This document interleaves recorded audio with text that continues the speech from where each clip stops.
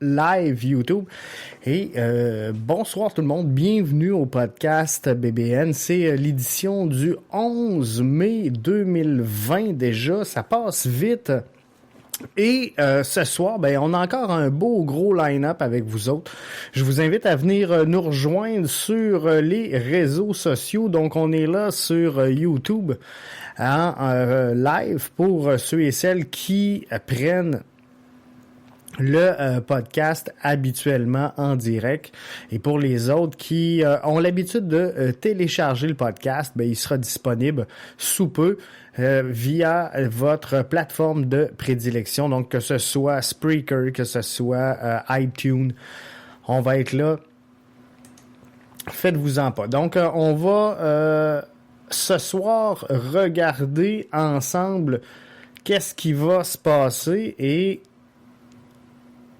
la MLS qui demande à ses joueurs une réduction de salaire de 20%. C'est quand même pas rien. On va en revenir un petit peu plus tôt. On va ouvrir avec ça d'ailleurs le podcast de ce soir. Un joueur de CPL qui serait vendu en première division d'un grand circuit. On va revenir là-dessus également. MLS, les équipes canadiennes pourraient-elles aller jouer ailleurs? Vous vous demandez peut-être pourquoi que je vous demande ça, mais on va en revenir. Man City qui met la main sur un 9e club. Ça commence à en faire des clubs. On se parle de Orji Okonkwo, on se parle de Lassi Lapalainen. Et on a plein d'autres choses à voir donc dans le podcast de ce soir. Donc, ça va me faire un grand plaisir de vous livrer ça. Et on va partir ça donc à l'instant. La MLS qui fait une proposition officielle à l'association des joueurs concernant une demande de réduction salariale finalement. On sait que les temps sont durs à travers tous les circuits sportifs. Il n'y en a pas un qui sera épargné avec la COVID. Dans le cas de la MLS, on avait lancé il y a de ça peut-être 3 semaines. La MLS avait lancé l'idée d'une réduction de 50% sur la masse salariale des joueurs de 2020. Les joueurs qui faisaient moins de 100 000 $ n'étaient pas touchés par cette mesure-là, qui avait été donc un peu balancée, on va le dire comme ça, par la MLS. Je ne sais pas si c'était, on voulait tâter le terrain. On voulait regarder la réaction des joueurs, de l'association des joueurs. Donc, on avait tendu une première perche et là, finalement, la Ligue qui demande à l'association des joueurs d'accepter une réduction financière supplémentaire en dehors des réductions qui pourraient se heurter à des dizaines de millions de dollars. Donc, c'est pas rien. On parle d'une baisse autour de 20% des salaires, mais par contre, on ne tient plus compte, comparativement à ce qu'on faisait dans la première offre, on ne tient plus compte de l'extrémité inférieure de l'échelle salariale. Donc ça veut dire quoi? Ça veut dire que le joueur qui gagne 100 000 $ ou moins sera également touché par cette mesure-là qu'on propose à l'association des joueurs de réduire les salaires, question de passer au travers la crise qui prévaut actuellement, cette pandémie mondiale en lien direct avec la COVID. Donc, ça sera à voir comment l'association des joueurs va rétorquer à tout ça et comment elle va réagir.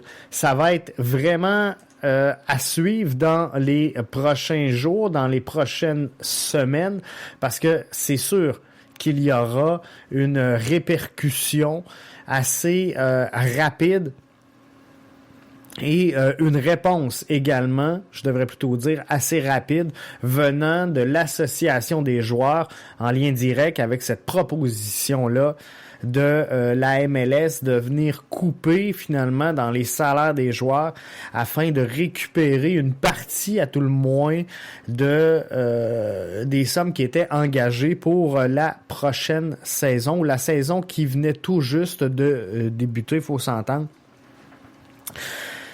Donc, on va chercher à couper. On le sait, ça fait mal à tout le monde, la pandémie actuelle qu'on vit à travers le globe. Les ligues de sport ne sont très certainement pas épargnées et la MLS va jouer énormément au cours des prochains jours, prochaines semaines, selon les différents scénarios de relance. Il faut comprendre que la MLS compte énormément sur l'achalandage qu'on retrouve au tourniquet afin d'assurer la pérennité des formations qui composent le circuit Garber. Donc, c'est donc dire que s'il n'y a pas de match, s'il n'y a pas de foule,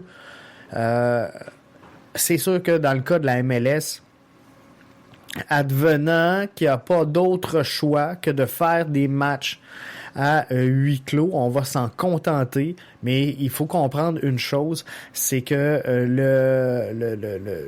les revenus télé ou les revenus médiatiques reliés à la diffusion, à la télédiffusion, à la radiodiffusion des matchs de l'Impact ne suffisent pas à couvrir les frais d'exploitation des différents clubs qui sont intégrés au circuit de la MLS. Il faudra donc trouver des méthodes fort astucieuses pour réussir à sauver la saison MLS. On sait que pour certains clubs, c'est moins dramatique. Pour d'autres, c'est plus dramatique. On peut faire des spéculations. Est-ce que l'Impact est en bonne position de faire face à la pandémie, à la crise actuelle?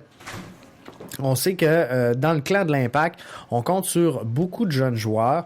On compte sur beaucoup de joueurs qui ne sont pas encore établis. Donc, mais d'un autre côté, également, je suis obligé de vous dire que la masse salariale est assez importante chez l'Impact de Montréal, quoi qu'on en dise. Donc, il faudra voir comment est-ce que Joey Saputo et toute son équipe va jongler finalement avec les deniers financiers pour arriver à boucler cette saison-là MLS, qu'elle ait lieu ou pas. Il faudra trouver des solutions pour assurer la pérennité finalement du club tout au long de cette saison ou de cette entre-saison finalement forcée par la pandémie actuelle. Jérémy Filosa nous apprenait un peu plus tôt que le propriétaire des Raptors, au niveau de la NBA, allait commencer à réfléchir finalement sur la possibilité de voir son club aller évoluer peut-être du côté des États-Unis ou en tout cas ailleurs qu'à Toronto. Question de faciliter la relance des activités dans la NBA. Donc, on sait que ça sera pas facile de jouer avec les passages frontaliers. On est encore en pandémie. Ça commence les activités à reprendre à gauche et à droite au niveau de la MLS. C'est un peu partout pareil dans tous les circuits à travers le globe, tous les circuits de sport.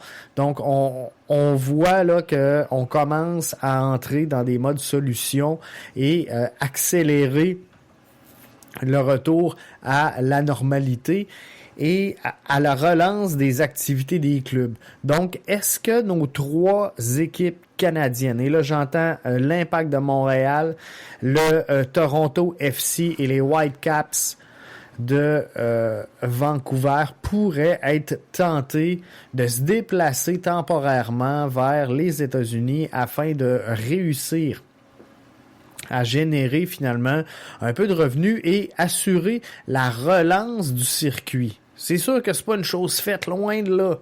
Et je veux pas que vous partez en peur avec ça ce soir en disant tabarouette, Jeff il a dit que les 3 clubs allaient s'exiler aux États-Unis. C'est vraiment pas ça. Ce que je dis, c'est il y a une piste de solution à envisager.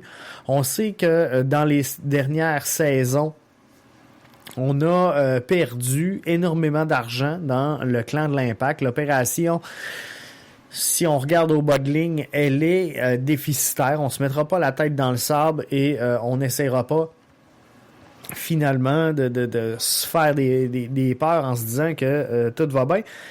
C'est ça la réalité présentement de l'Impact de Montréal, qu'on le veuille ou non.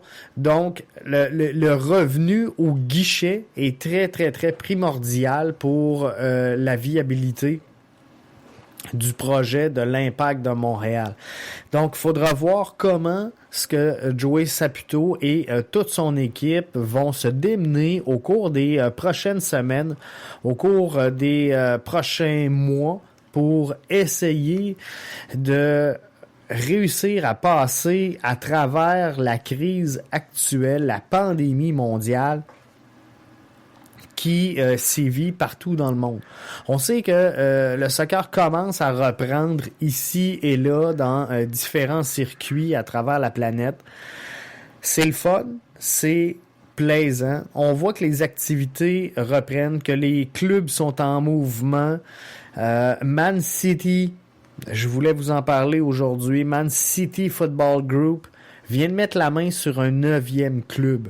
9e club. Donc, c'est signe que ça reprend tranquillement et que malgré que les activités soient au ralenti à travers toute la planète, ben ça bouge énormément dans le monde du soccer et peu importe l'endroit où vous vous situez sur la planète, il y a des actions qui sont prises pour améliorer des clubs, améliorer des formations, revoir des positions.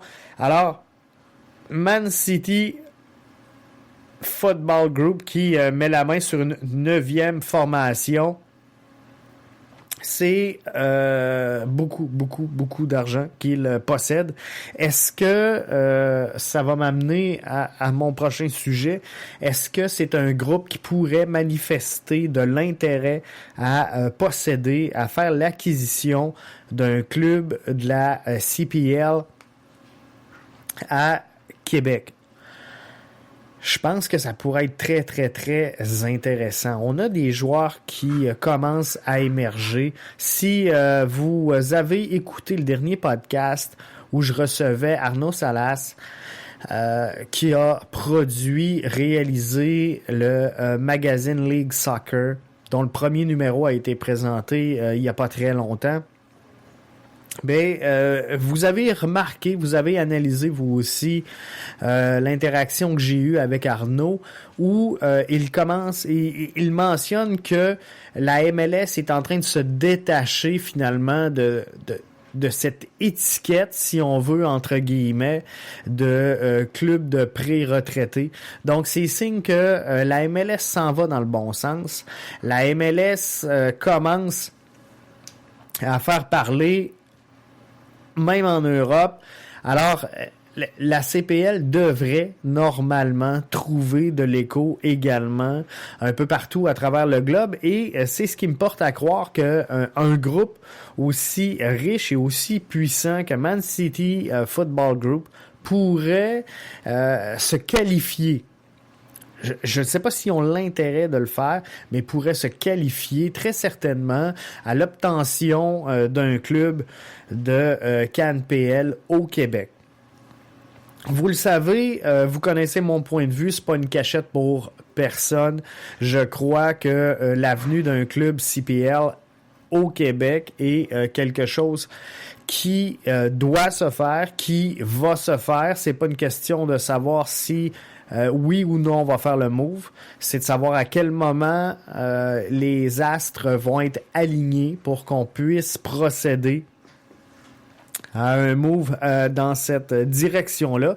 Et je pense qu'on est proche. On est proche. La crise actuelle va faire en sorte qu'on va revoir les réalités des différents circuits à travers le globe, Que ce soit la LNH, que ce soit la NFL, la NBA, la MLB, va falloir trouver des moyens de rendre ces clubs-là rentables partout à la sortie de cette crise-là. Donc, ce qu'on voit, tantôt je vous parlais que la MLS demandait une réduction de salaire à ses joueurs, ça va se voir partout dans les différentes ligues. C'est pas propre à la MLS. Sont pas plus pauvres qu'une autre ligue, sont pas plus pauvres qu'un autre circuit, mais va falloir que tout le monde mette un peu d'eau dans son vin et fasse des concessions pour qu'on traverse cette crise-là avec le plus grand succès possible en assurant la pérennité du sport. Alors, je pense que dans cette optique-là, Québec entrerait en scène dans un beau timing où on va essayer de rendre chaque opération rentable à moindre coût. Moi, je pense qu'on peut le faire pour la grande région de Québec. Pourquoi la grande région de Québec? Parce que je pense définitivement, et là, c'est mon point de vue personnel, c'est peut-être pas le vôtre, mais je crois sincèrement que c'est difficile, et je le sais qu'il y en a qui, je pense à Kevin Miller, qui lutte ardemment pour l'avenue d'un club CPL dans le Grand Montréal. Moi, je pense qu'on n'est pas prêt à ça. Est-ce qu'on a le talent? Oui. Est-ce qu'on a le bassin? Oui. Est-ce que tout est en place pour qu'on puisse accueillir un club de la CPL dans la grande région de Montréal? Je pense que oui. Est-ce que l'opération financière est possible et viable? Ça, c'est la vraie question qu'il faut se poser. Et je suis obligé de vous répondre que je pense que non.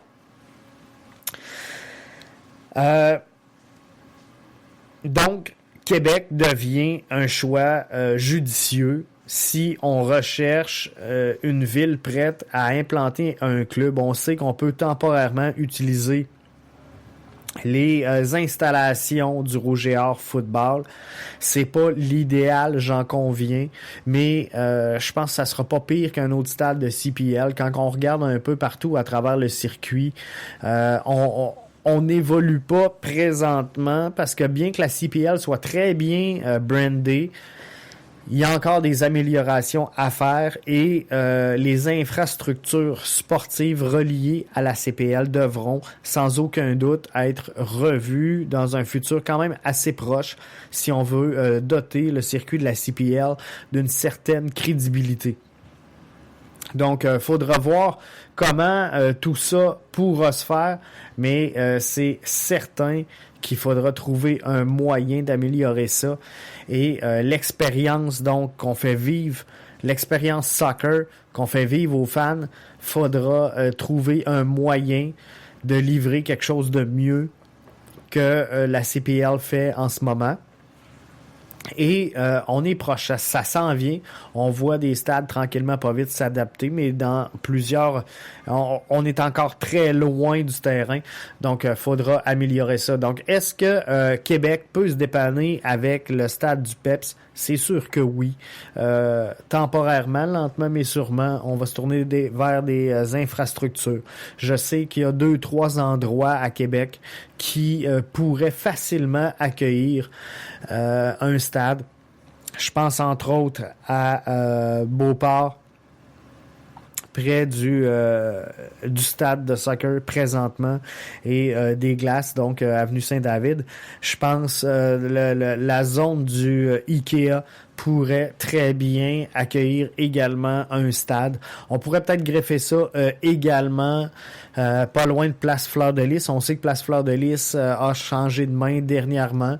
Il y a plusieurs projets pour la relance de ce centre commercial-là et on a perdu beaucoup dans les dernières années de grandes surfaces. Donc, il y aurait peut-être de quoi dans ce secteur-là à voir. Donc, tout ça mis ensemble, je pense que Québec devient un partenaire qui pourrait être intéressé à ouvrir la porte à Man City Football Group pour mettre la main sur une 10e formation à leur actif. Est-ce que c'est bien?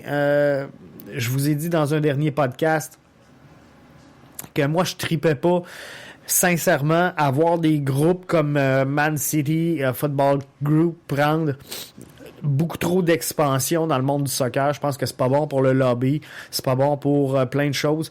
Mais si c'est ce qu'il faut pour arriver à nos fins à Québec, à avoir un club, ben on n'aura pas le choix et on va tenter ça parce que des gens qui sont prêts à sortir 10-12 millions pour implanter un club de CPL dans la vieille capitale et ensuite drainer 5-6 millions par année.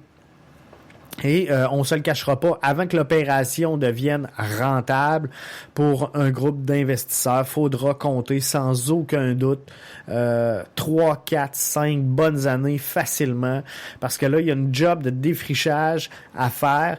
Je pense que les jeunes de Québec ne sont pas prêts nécessairement pour l'instant à soutenir dans l'ordre qu'il faudrait pour réussir un tel projet, soutenir une concession CPL. Moi, je pense que si on veut rendre le projet viable, il faut qu'il y ait dans le stade 6 à 8 000 personnes qui sont là chaque soir. Ça va être difficile de convaincre 6 à 8 000 personnes à Québec avec si on regarde le dollar de divertissement, il y a une offre incroyable de choses à faire à Québec et les gens depuis le départ des Nordiques, ont appris à investir leur dollar loisir ailleurs. Donc, il faudra gagner ces gens-là. Mais c'est des gens qui se sont tournés vers les remparts. C'est des gens qui se sont tournés vers le football du Rouge et Or, qui ont également mis le cap au Parc Victoria pour aller voir le baseball des Capitales. Bref, on a un peu réajusté tout ça. Il y a beaucoup d'événementiels également dans la vieille capitale. Donc, on se bat tous et chacun avec ça pour le dollar loisir. Donc, ça sera pas facile d'implanter un club et de réussir ça. Mais on espère que ça va se faire et que tout va bien aller.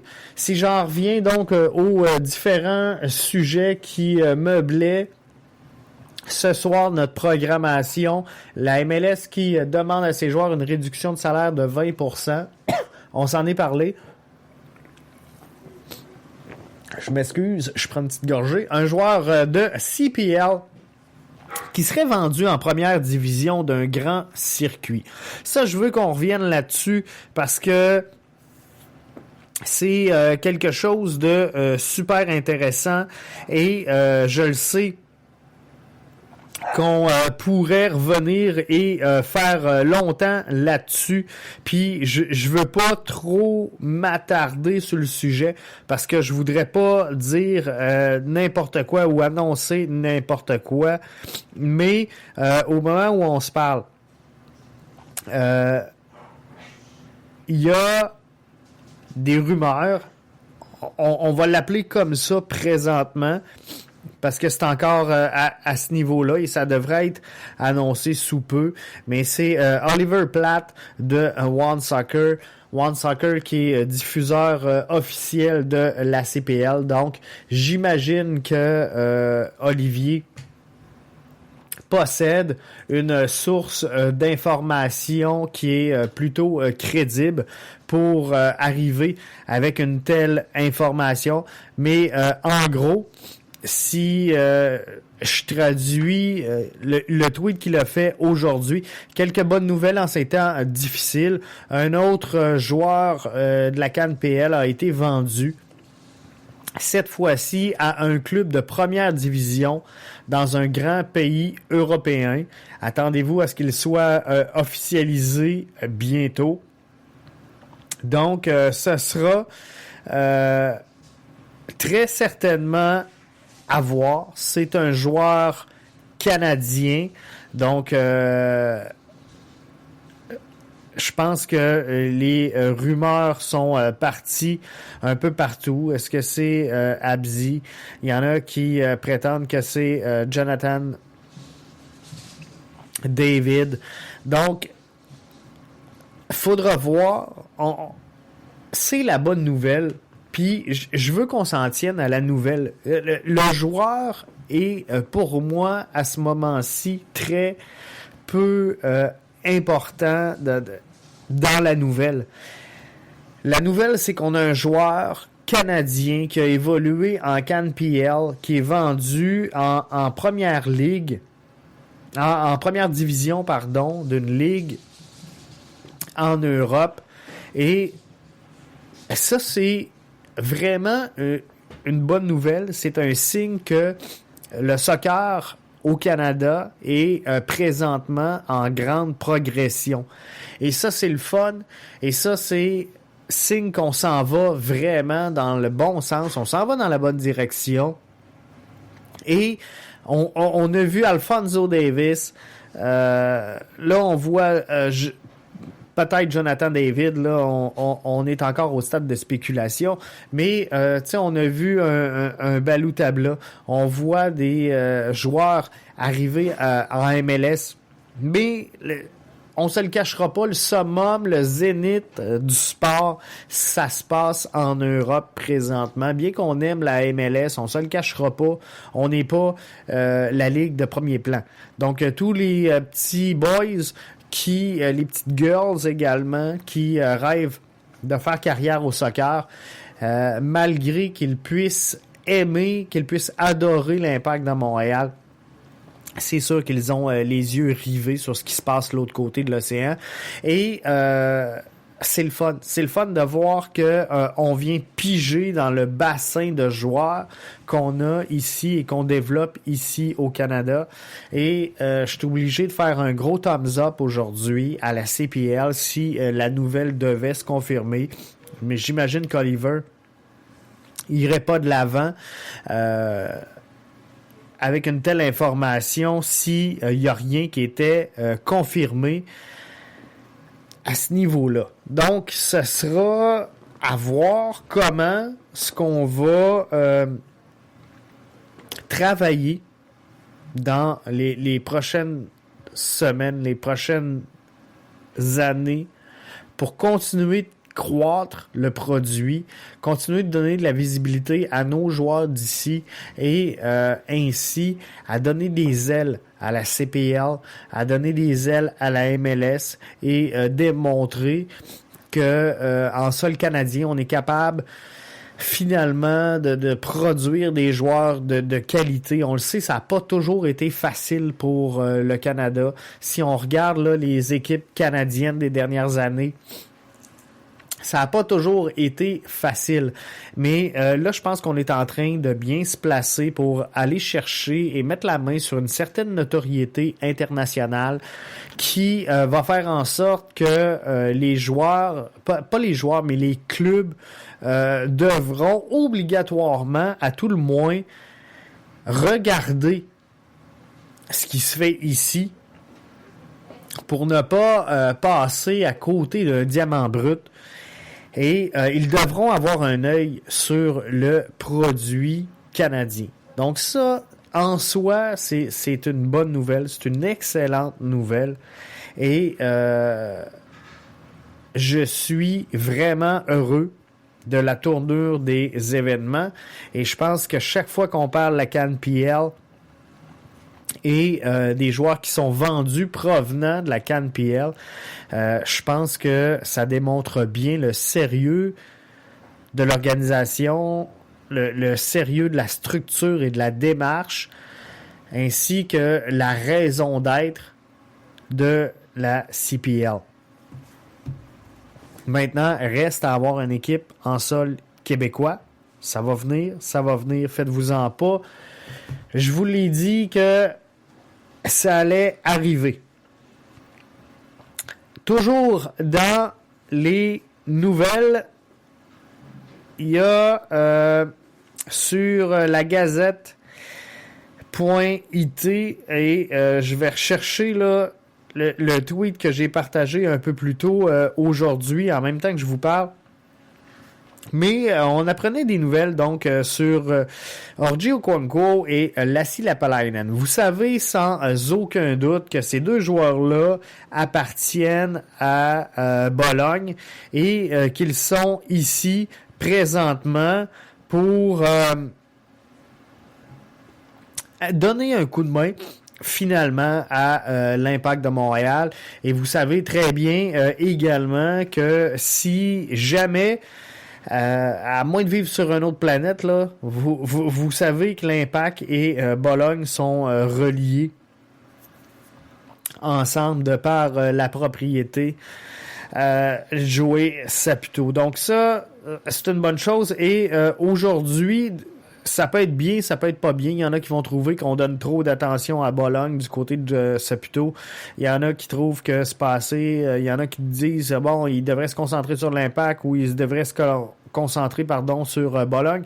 Bref, by the way, c'est pas à moi d'en juger, mais ce que je vous dis, c'est que il y a deux joueurs qui pourraient soit bouger, soit rester. Et ce qu'on semble dégager de ce qui s'est dit dans les derniers jours, dans les derniers temps, c'est que on devrait réussir à maintenir à Montréal, à garder à Montréal Orji Okonkwo. Et ça, c'est une bonne nouvelle quand même pour l'Impact. Je pense qu'il y a des bons services à rendre. Orji est capable de beaucoup de choses et il faudra voir justement comment est-ce qu'on va travailler avec lui à la reprise des activités pour essayer de l'upgrader, on va le dire comme ça, d'une coche pour qu'il puisse repartir du côté européen et ainsi aller se faire valoir avec son vrai club. Lassi Lapalainen devrait rentrer à Bologne. Il est considéré dans son cas comme une alternative à Samson au poste offensif gauche. Donc, on devrait perdre Lassi Lapalainen. Je pense que tout le monde était déjà d'accord. On savait que ça allait arriver. On savait que Lassi Lapalainen repartirait éventuellement pour Bologne. C'est sûr que Olivier Renard semble optimiste de le garder. Ce sera plus facile dans le cas d'Orji Okonkwo qui semble ne pas être le joueur, je dirais pas le plus apprécié, mais le plus désiré du côté de Bologne. Je pense que présentement, on voit pas l'utilité de greffer Orji Okonkwo à la formation, ce qui fait en sorte que on devrait le retenir plus longtemps avec l'Impact de Montréal. C'est sûr que son prêt et jusqu'en décembre prochain devrait normalement, selon toute vraisemblance, être étiré un petit peu. Donc, on pourrait voir Orji Okonkwo terminer la saison si saison il y a et même démarrer la prochaine saison avec le bleu, blanc, noir. Donc ça, c'est vraiment plaisant. C'est quelque chose qu'on somme toute, les fans vont apprécier. Le départ de Lassi Lapalainen, s'il devait s'avérer, c'est sûr que ça va laisser une trace. Je pense qu'il va être un petit peu plus dur à remplacer présentement dans les réalités actuelles. Mais pour en revenir à Olivier Renard, il semblait quand même, somme toute, positif d'être en mesure de le garder. Et quand je regarde les différents commentaires sur le thread sur Twitter, Stéphane Maltais qui dit ce qui est positif, c'est qu'Orji est fait pour la MLS. Donc, je pense qu'effectivement, Orji est un joueur qui cadre très bien dans la nature du jeu et dans les standards de jeu de la MLS. Il est capable donc d'être explosif au bon moment et de s'impliquer physiquement, ce qui est peut-être un petit peu moins la réalité du côté européen, où ce que le soccer est peut-être un petit peu moins physique. Mais ici, on a vraiment besoin de cette explosion-là d'un joueur mélangé avec une capacité physique quand même intéressante. Donc, ça va être le fun de voir qu'est-ce qu'il va se passer dans son cas et est-ce qu'il sera intéressé parce qu'à un moment ou un autre, il faudra évaluer et vider le fond de la question. Est-ce que Orji Okonkwo, s'il devait avoir une porte fermée du côté de Bologne, est-ce qu'il sera intéressé de demeurer sous la gouverne de l'Impact de Montréal, sachant très bien qu'il n'y aura pas ou peu d'avenir dans son cas avec Bologne. Donc, il faudra voir peut-être aussi qu'il y a un poste qui va se libérer ou encore que on va voir un potentiel jusque-là bien gardé et qu'on n'avait pas identifié dans le cas d'Orji Okonkwo. Donc, ça sera à voir. Mais Lassi Lapalainen, sans aucun doute, sera peut-être le joueur le plus difficile entre les deux à remplacer du côté de l'Impact de Montréal. Je veux qu'on revienne également sur 2-3 nouvelles en rafale pour terminer le podcast de ce soir. J'avais quelques nouvelles qui avaient retenu mon attention dans les dernières heures, dans les derniers jours, et ça c'est certain que je veux vous en parler. Les clubs de la Première Ligue qui s'opposent finalement à la relance de la Première Ligue, advenant qu'ils devaient aller jouer en terrain neutre. Il faut comprendre que les 20 clubs qui forment présentement la Première Ligue devraient reprendre ses activités normalement. On parle de début juin, là, puis il n'y a rien de coulé dans le béton. On est aujourd'hui, alors que j'enregistre le podcast, le 11 mai 2020, et on parle donc en ce moment d'une relance des activités quelque part au début juin. Donc, faudra voir si effectivement ça va reprendre là. Mais pour la Première Ligue, on parle d'environ 9 matchs qu'il reste à jouer pour compléter le présent calendrier. C'est sûr que chaque équipe, on a créé ou on a mis sur pied, si on veut, un projet qui s'appelle le projet Restart pour donner finalement des outils et un protocole de sécurité, on va le dire comme ça, à la relance des activités. Il y a 20 clubs. C'est sûr que peu importe le projet qu'on va présenter pour faire face à la relance des activités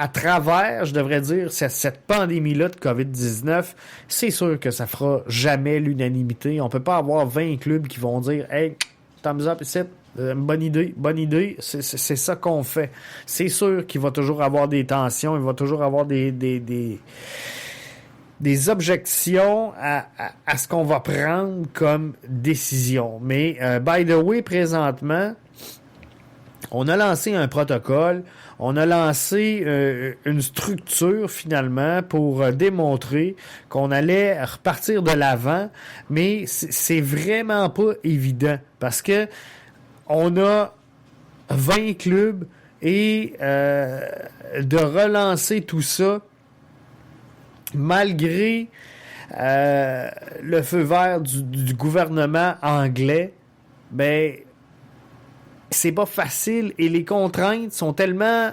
volumineuses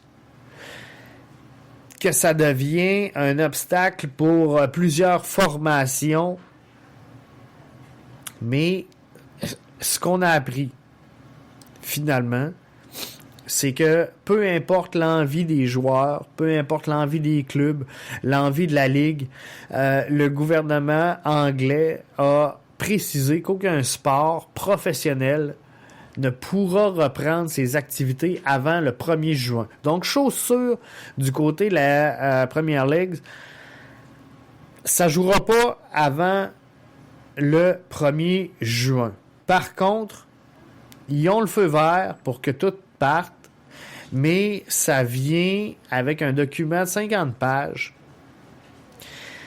Ça vient avec des règles strictes, dont le fait qu'il n'y ait pas de spectateurs dans les stades avant très, très longtemps. Une reprise donc à huis clos. Et on n'aura pas le choix. On n'aura pas le choix d'y aller comme ça. Ça semble clair, net et pas trop négociable du côté des autorités gouvernementales. C'est sûr que l'ensemble des médias aimerait voir les choses autrement. Semble dire que le gouvernement est très, très, très évasif sur le retour au stade des fans. Et c'est sûr. C'est sûr qu'on va y aller étape par étape. Et, tu sais, je regarde juste là, dans l'étape 3 du fameux plan de la reprise de la vie normale. On parle des salles de cinéma, on parle des salons de coiffure, et là, on est à l'étape 3. Donc, ça sera pas facile. Ça sera pas facile pour personne. Et il y en a plusieurs qui s'imaginent une attente qui pourrait aller jusqu'au début de 2021. Donc, il faudra voir parce que ça commence à être loin, début 2021 pour les reprises des activités. Nouvelle en rafale, Corée du Sud, Chunga K-League, c'est parti. Donc, reprise de la K-League, service militaire et droit, ça revient. Selon The Times, l'UEFA réfléchirait à un moyen de raccourcir les barrages de Champions League et d'Europa League. Pourrait même que ces tours de qualification soient supprimés. Stade Rennais pourrait se retrouver privé donc de la Ligue des Champions. Faudra voir encore une fois. On a beaucoup de nouvelles qui sortent. Et ça laisse énormément de place parce que les différents gouvernements à travers le globe laissent un certain flou dans ce qu'ils livrent comme information. Donc, on ne veut pas se tromper. On ne veut pas être obligé de faire un pas en arrière. On ne veut pas être obligé de se rétracter. Donc, on reste un peu évasif sur tous les processus qui seront mis en place. Donc, il y a énormément de place à travers tous les circuits à la spéculation et à l'analyse. Donc, moi aussi, j'en ai vu toute la journée passée.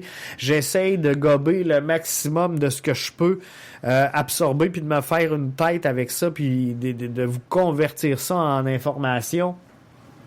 Mais ce que je vous dis ce soir peut ne plus être vrai demain matin. Et ça se peut, tu sais... La Liga qui a confirmé que 5 joueurs de première et de deuxième division ont testé positif à la COVID-19. Voyez-vous, c'est le genre d'information, c'est le genre de nouvelle qui peut faire reculer une ligue, qui peut faire changer une décision. Donc, je peux vous donner ce soir plein d'informations qui seront déjà erronées demain matin. Toujours dans les nouvelles en rafale, on regarde toujours pour se renforcer, affirme Olivier Renard. Donc, on sait que la saison est à l'arrêt, on sait qu'on est en confinement, on sait qu'on est dans l'incertitude de la reprise des activités, on sait que l'Impact présentement est en retard sur la relance de ses activités, n'est pas en retard, oubliez ça là, physiquement, puis stratégie, puis c'est pas grave, même si certains clubs ont commencé puis pas d'autres. On va tous se mettre au même niveau avant la relance des activités. J'en suis pas mal certain. Mais Olivier Renard confirme que dans cette période-là, un petit peu période morte, on travaille très très fort pour améliorer le club en vue de la relance et de la reprise des activités. Donc, il y a plein d'opportunités qui se présentent. Olivier Renard affirme qu'il se tient informé de ce qui se passe un peu partout. Et il y a des joueurs qui vont devenir beaucoup plus alléchants également. On se fera pas de cachette. Je vous en ai parlé tantôt en ouverture du show. Pas l'Impact, mais la MLS qui demande à ses joueurs de reculer de 20% sur leur salaire. Ça va se faire à peu près à travers toutes les ligues, à peu près à travers tous les circuits, à peu près à travers tous les sports, à travers le globe. Donc, faudra voir comment est-ce que la planète soccer va réagir à la relance de ses activités, mais c'est sûr, regardez, là, ça, vous pouvez le noter là, dans les choses qui sont sûres, puis je vous dis qu'il y a plein de choses qui peuvent changer d'une journée à l'autre, mais je vous affirme aujourd'hui que les salaires des joueurs seront revus à la baisse un peu partout et la valeur marchande des joueurs sera également revue à la baisse. Donc, est-ce que ça devient alléchant pour l'Impact de Montréal qui avait peut-être l'œil sur certaines opportunités qui étaient trop onéreuses à venir jusqu'à maintenant. Mais là, présentement,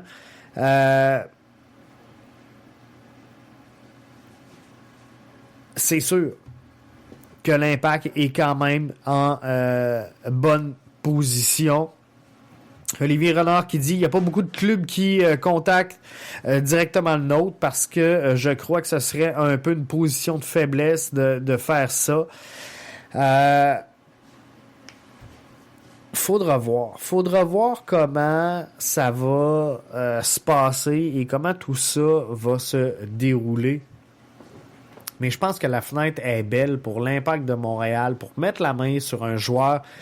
On a plus ou moins, on l'a remplacé par l'interne, mais on n'a pas vraiment remplacé Nacho Piatti dans l'alignement. Donc, est-ce qu'on a de la place pour signer un joueur qui pourrait faire une différence avec l'Impact de Montréal et permettre d'améliorer le sort de l'Impact de Montréal? Moi, je pense que oui.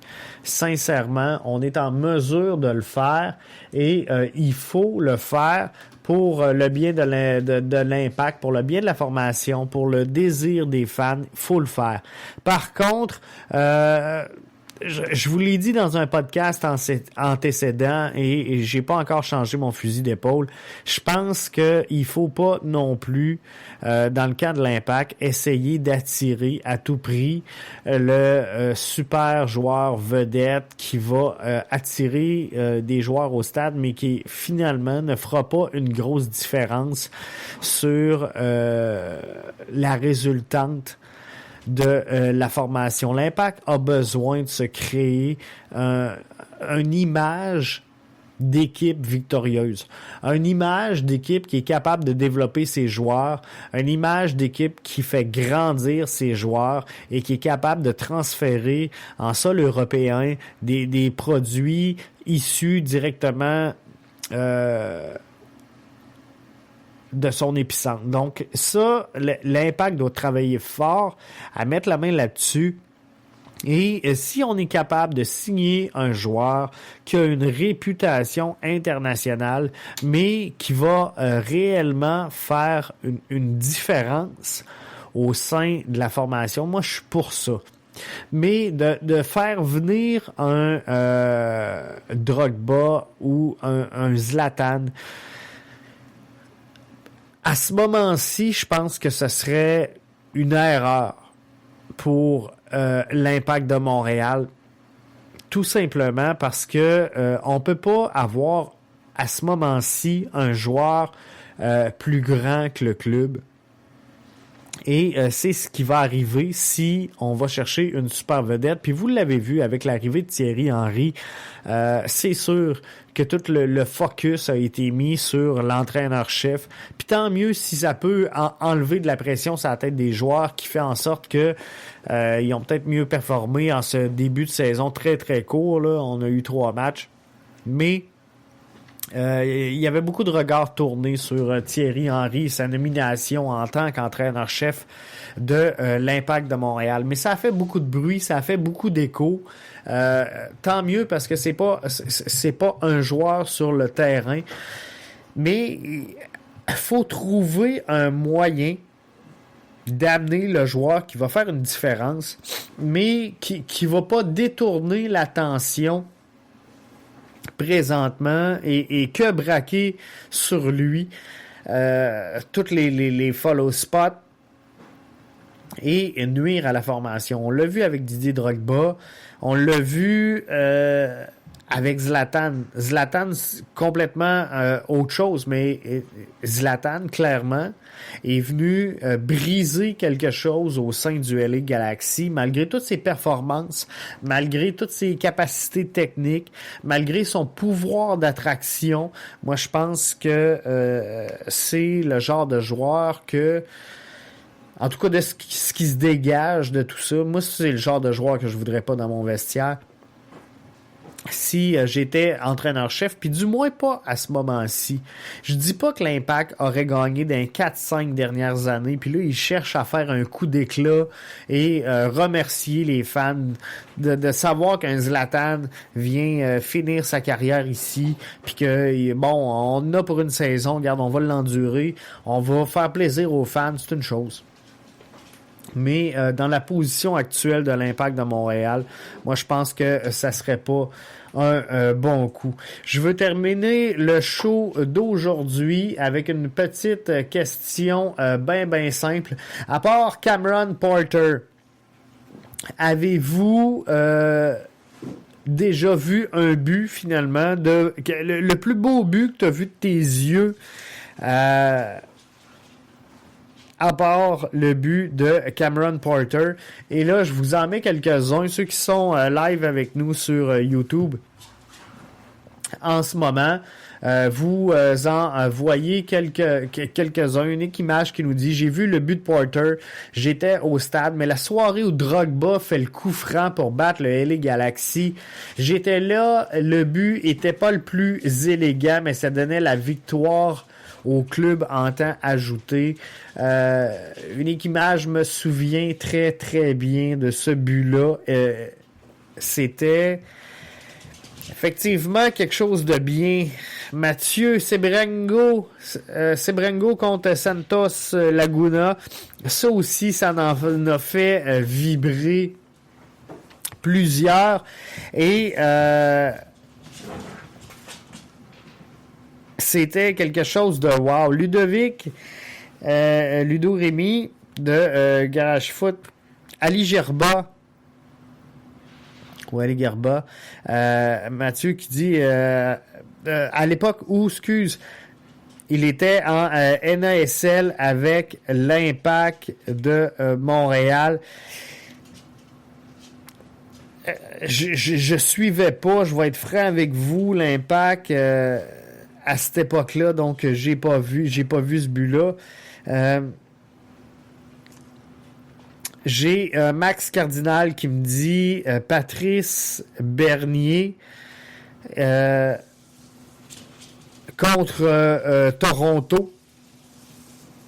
Donc Hugo qui renchérit en disant que y a des frissons à toutes les fois.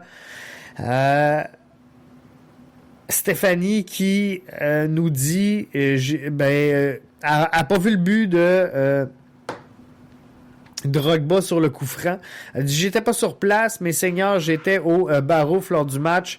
Et le but de Pavard a fait exploser la place des frissons. Je pensais qu'on venait excuse sur le but de Didier Drogba, mais c'est pas ça. Donc Stéphanie, je reprends le commentaire pour pas induire personne en erreur, qui dit je l'ai pas vu sur place, mais Seigneur, j'étais au Barouf lors du match Argentine-France. Et le but de Pavard a fait exploser la place des frissons. Donc, il y a plein de beaux souvenirs reliés à un moment précis dans le monde du sport. Donc ça, c'est vraiment plaisant. Puis c'est pour ça que je voulais terminer avec ça aujourd'hui. Puis je voulais partager ça avec vous. Parce que s'il y a une chose qui nous rassemble dans le soccer, c'est vraiment ce petit moment magique, cet instant magique-là qui fait en sorte que le poil nous dresse sur les bras et qu'on est tous très heureux d'appuyer et de supporter un même sport à travers tout le globe, que ce soit ici en Amérique du Nord ou que ce soit de l'autre côté en Europe. Donc, c'est vraiment une bonne chose. C'est quelque chose qui nous unit tous. Alors, ça, c'est vraiment plaisant. Là-dessus, je tire la plug. Je vous remercie de votre présence dans le podcast de ce soir. On se donne rendez-vous pour un autre podcast qui sera cette fois-ci seulement en audio. On voulait tester quelque chose aujourd'hui ici pour l'enregistrement de ce podcast-ci et je vous ferai un compte rendu de tout ça, voir si ça l'a été à mon goût. Mais ceci étant, je vous invite à visiter bbnmedia.com, notre plateforme donc personnelle pour BBN Media. Vous y trouverez plein de belles informations. L'ensemble de nos podcasts, que ce soit les nouvelles soccer en 3 minutes que je vous livre du lundi au vendredi, que ce soit tous les podcasts pour ne pas en manquer un du podcast BBN. On va greffer d'autres choses. Ça s'en vient. Et on a un peu remodelé la plateforme du site. Question que, mais qu'on lance la nouvelle plateforme officielle, vous fassiez pas trop un saut et que vous soyez pas trop dépaysés. On a ajusté quelques petites choses sur le site. Et je vous invite donc à aller le voir, bbnmedia.com. Là-dessus, je tire la plug. Je vous remercie d'avoir été des nôtres encore une fois. Jeff Morancy qui vous livrait avec tout le bon vouloir du monde ce podcast-là où j'essayais de jongler donc entre la technique, le son, l'audio, la vidéo. Mais somme toute, je pense qu'on réussit à s'en tirer pas si tant pire. Donc, on se dit rendez-vous jeudi prochain pour un nouveau podcast BBN. Ciao, bye!